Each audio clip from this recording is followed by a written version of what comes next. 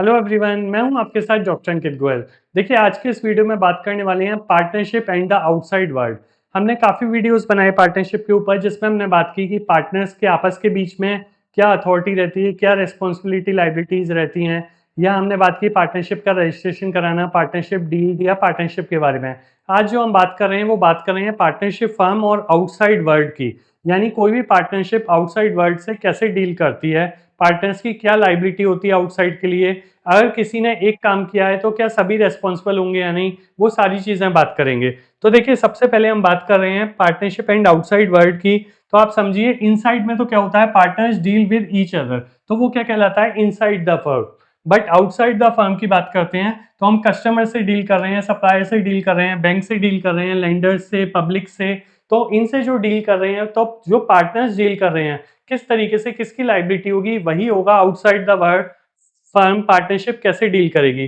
तो रूल तो ये कहता है, लॉ प्रोटेक्ट आउटसाइडर्स, यानी आउटसाइडर्स हमारी फर्म के ऊपर कोई भी केस कर सकते हैं, पार्टनर्स को स्यू कर सकते हैं। लॉ उसको एक तरीके से प्रोटेक्शन प्रोवाइड कराती है।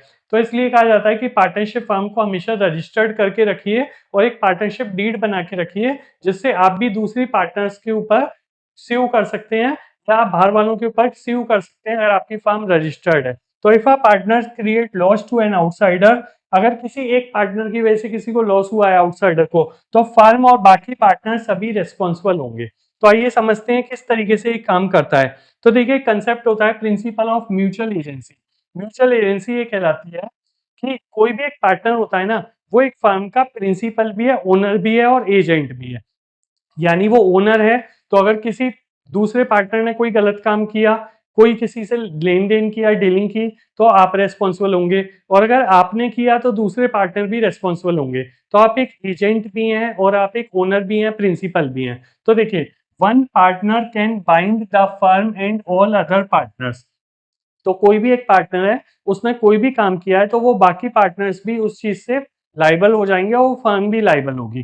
तो एक एग्जांपल लीजिए, एबीसी एक फर्म चलाते हैं, एबीसी ट्रेडर्स। ए ने गुड्स बाय किए 5 lakh rupees from a supplier. B और सी ये नहीं कह सकते हमको नहीं मालूम, ये हमारे मतलब का मैटर नहीं है, ए को वापस करनी है वो पैसे, या ए को देनी है, क्योंकि ए जो है वो एजेंट भी है और वो प्रिंसिपल भी है। बी और सी भी एजेंट है और प्रिंसिपल भी है। तो अगर किसने एक भी डीलिंग की है तो वो पूरी फर्म उसके लिए रेस्पॉन्सिबल है, बाकी सारे पार्टनर भी रेस्पॉन्सिबल हैं। और ये जो रेस्पॉन्सिबिलिटी लाइबिलिटी होती है वो अनलिमिटेड होती है।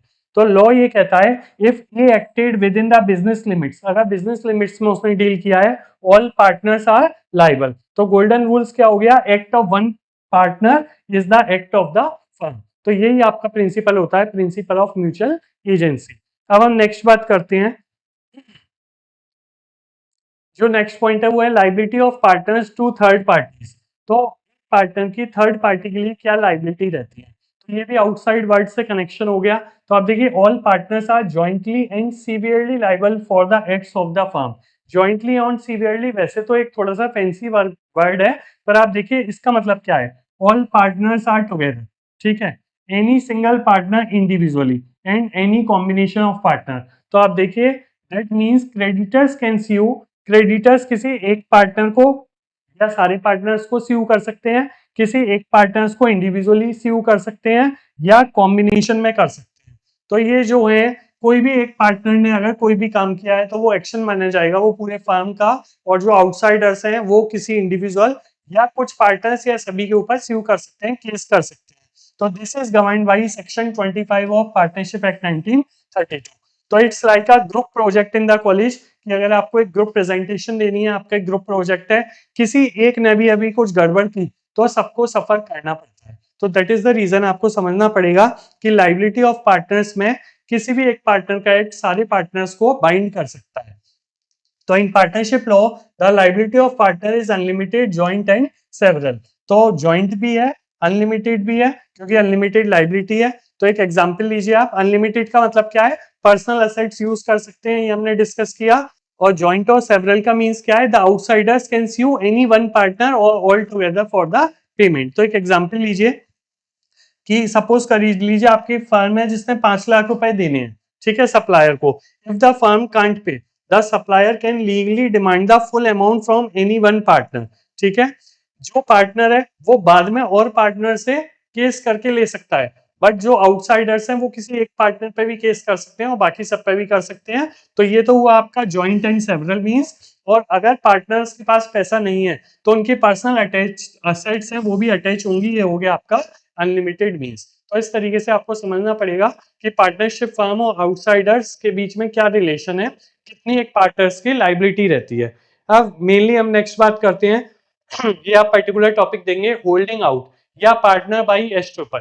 देखिए इसका मतलब क्या है, कुछ लोग होते हैं वो एक्चुअली पार्टनर नहीं होते, बट उनके इस तरीके का बिहेवियर होता है कि बाकी बाहर के लोग आउटसाइडर्स उनको पार्टनर्स मानने लगते हैं और वो बाद में एक्चुअली लाइबल हो जाते हैं। तो यही टॉपिक है when you are not a partner but still liable. ठीक है, तो इसमें हम एग्जाम्पल भी लेंगे, आपको एक एग्जाम्पल लेके मैं पहले समझाता हूँ, आपको बेटर समझ में आएगा। कि सपोज कर लीजिए राहुल एक रेस्टोरेंट चलाता है स्पाइस हब, ठीक है, और राहुल का एक फ्रेंड है अमित। तो वो अमित क्या करता है, वो पार्टनर नहीं है, बट क्या होता है वो डेली बिजनेस में आके बैठता है, रेस्टोरेंट में आके बैठता है, जो सप्लायर है उनसे भी बात करता है, वो अपने को एज ए पार्टनर ही ट्रीट करवाता है लोगों से, लोग समझते हैं ये भी पार्टनर है।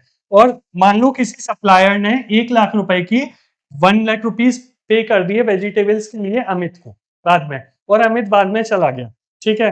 तो अमित बाद में ये नहीं कह सकता मैं पार्टनर नहीं था, मुझे मतलब नहीं है, क्योंकि अपने को इस तरीके से उसने ट्रीट करवाया था कि लोग उसे पार्टनर समझ रहे थे। So that is the reason वो भी लाइबल है। तो Amit must pay the supplier because Amit created believe that he is a partner. ठीक है, तो दूसरा एक एग्जाम्पल लेते हैं इसी तरीके का कि सपोज कर लीजिए रोहित पार्टनर नहीं है किसी बिजनेस में, कोई एक पार्टनरशिप फर्म है, रोहित पार्टनर नहीं है, बट जब कस्टमर कहते हैं आर यू अ पार्टनर, आप भी पार्टनर हो राइट, तो वो क्या करता है, वो स्माइल कर देता है, वो चुप रहता है।